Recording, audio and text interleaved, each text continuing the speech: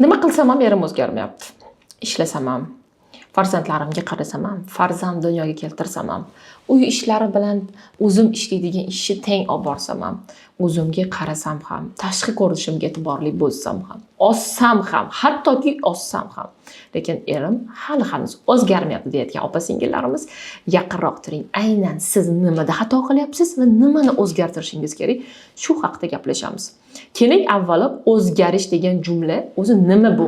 Nimaga siz shuncha psixologlarga borsangiz ham, shuncha konsultatsiyalar olsangiz ham, shuncha kurslarga qatnashsangiz ham, sizni turmush o'rtog'ingiz o'zgarmayapti. Birinchi eng katta siz qilayotgan, ya'ni juda katta ehtimollikla siz qilayotgan birinchi ошибка bu, siz o'zgarishni faqat tashqi omollarini ko'rib chiqasiz. Ya'ni men ozsam, erimga yoqaman va erim mendan energiya oladi, ko'chadagi ayollarga bo'lmaydi.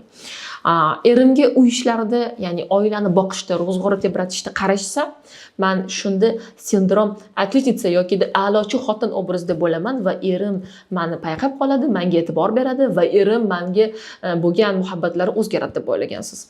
Yoki-da siz eringizga energiya berishi, eringizni e'tibor markazlarida bo'lishi farzandlar soni bilan belgilagansiz.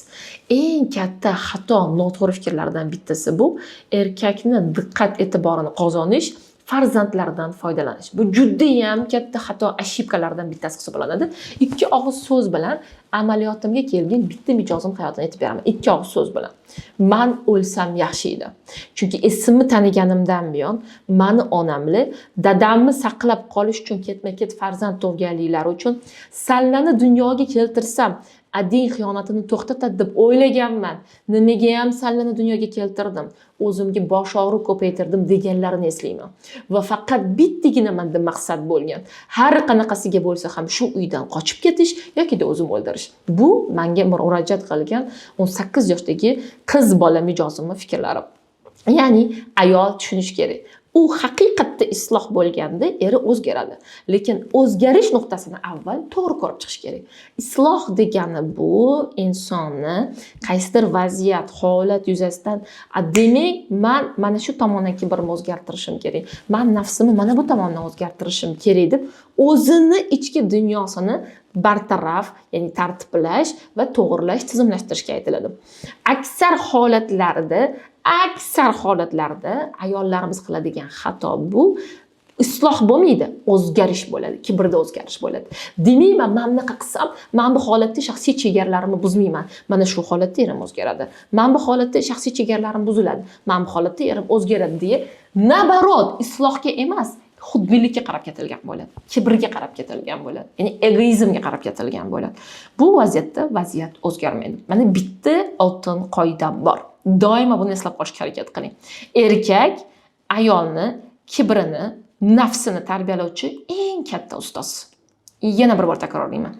Erkak, ya'ni jufti halolingiz sizning nafsingiz va kibringizni tarbiyalovchi eng katta ustoz. Bu ustoz turli xil ko'rinishda sizga ta'lim berishi mumkin.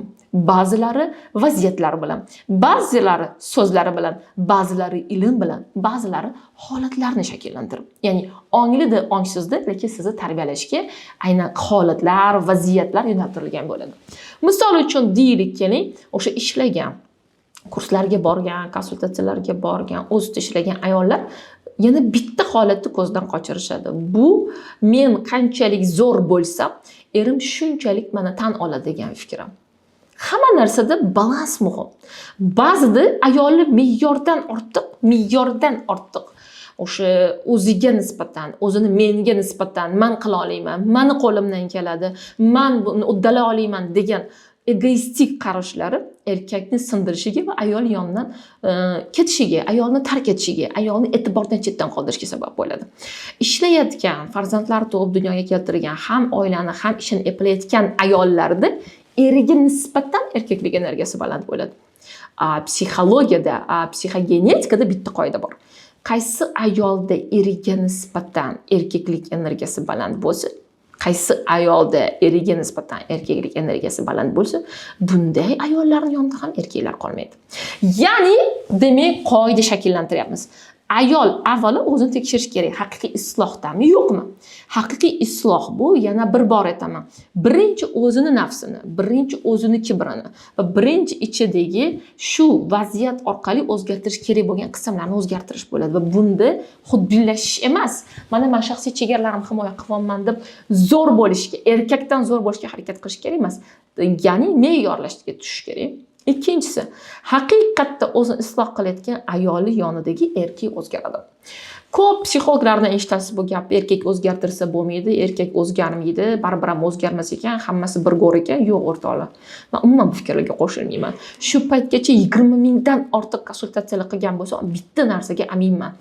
Haqiqatda nafsini isloh qilgan ayol yonida erkak qoladi.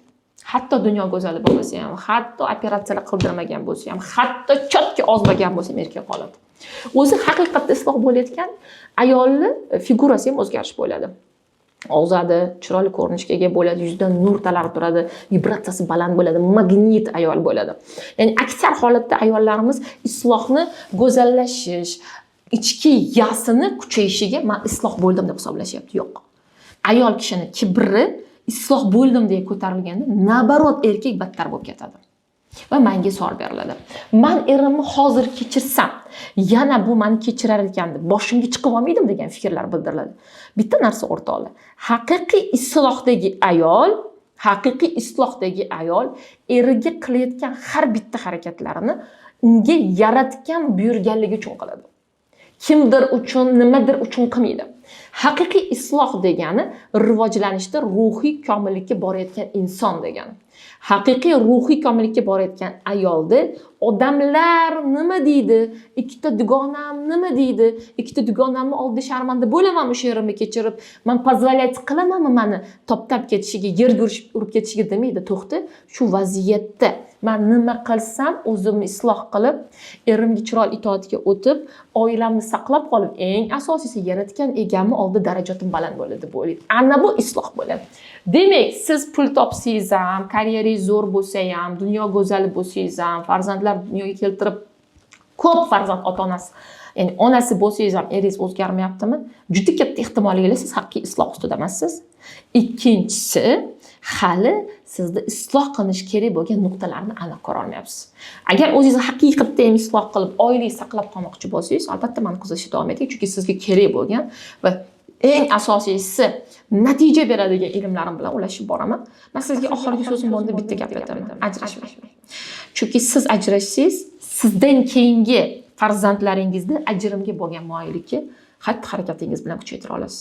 Ajrim yechim va yakun emas. Biz gumonlarimiz ustida ishlashimiz kerak. Ana o'shanda yonimizdagi erkakni emas, gumonlarimizni almashtirish hisobiga oilamizni saqlab qola olamiz. Bizdan yira olishmang.